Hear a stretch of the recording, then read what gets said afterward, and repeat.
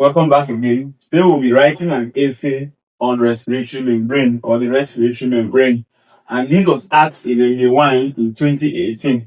So I'll walk you through that essay or that short note essay using this outline for your next theory exams. An introduction, a diagram, then the components of respiratory membrane. That's fluid lining alveoli, alveolar epithelium, the epithelium basement membrane, interstitial space, the capillary basement membrane, and the capillary endothelium, which is being shown here on this diagram. And then the factors affecting the rate of diffusion of gases. So what am I going to say in the introduction? I will say that the respiratory membrane happens to be the membrane through which gaseous exchange occurs. That membrane through which we have effective gaseous exchange is what we call the respiratory membrane. Now look at what I mean here. If you have one alveoli like this, and then we have a blood vessel like this, a capillary like this. Now it is possible that CO2 can leave from the vessel to enter here so that we can expire it for expiration. And it is also possible that oxygen will enter here for eventual circulation throughout the body's system. Now, it is an enlargement of this diagram here. That means enlarging some portions of the alveoli, the spacing, and then the earliest portions of the capillary. This is now what we are showing here. So that is why we say the respiratory membrane happens to be that membrane through which effective gaseous exchange occurs. The next point you are going to say is that it has 6 layers. It has 6 layers. Now, after saying that, you now go on to draw a diagram. This is the diagram necessary for your exams. You draw this diagram and label. 1 in that diagram stands for the fluid lining alveoli. So I'll call this 1. 2 in that diagram, which is this portion here, the second portion here. 2 there happens to be the alveolar epithelium. While 3 that you see there is the basement membrane, this portion here. Alright? Then 4, this gap here happens to be the interstitial space. And 5, this one happens to be the capillary basement membrane.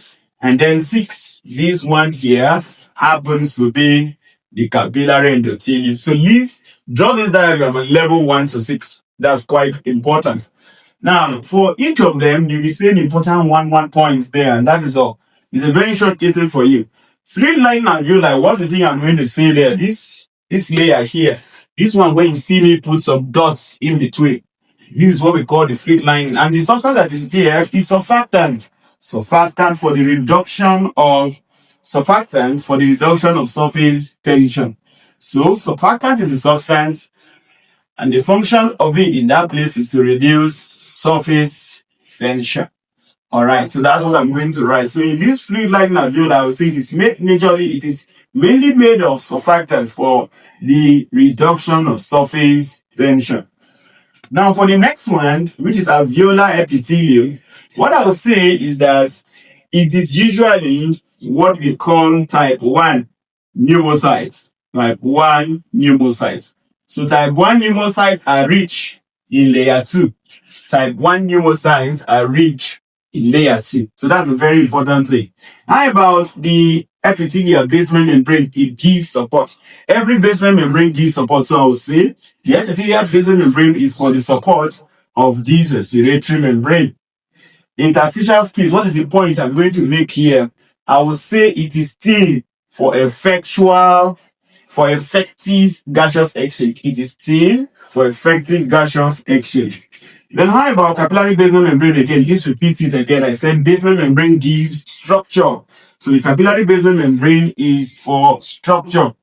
Then capillary endothelium, which is here, you say this happens to be the last layer before gases reaches the capillary site. The last layer before gases reaches the capillary site. So run through each of the different one-liners I said, and then write that down for your exams. Okay? Then for the factors affecting the rate of diffusion, a video has been dedicated for that, okay, where we mentioned that formula that says rate of diffusion is directly proportional to partial pressure times area times surface area, partial pressure times area times solubility over thickness square root of molecular weight, and each of them has been discussed. So I wouldn't stress more talking about it in this one. Please check out for it again. It's part of the playlist in respiratory physiology, and it will help you to also add that explanation down. So this is it here for this essay on the respiratory membrane. Important diagram you should be able to draw with dexterity and perfection. This one. Then the outline follows here also covers all where the examiner will be looking out for in our wording marks. Until then, endeavor to like this video, endeavor to share, endeavor to leave a comment there, as this also encourages us to keep putting out content here for you for your exams. Thank you and have a good study time. Bye.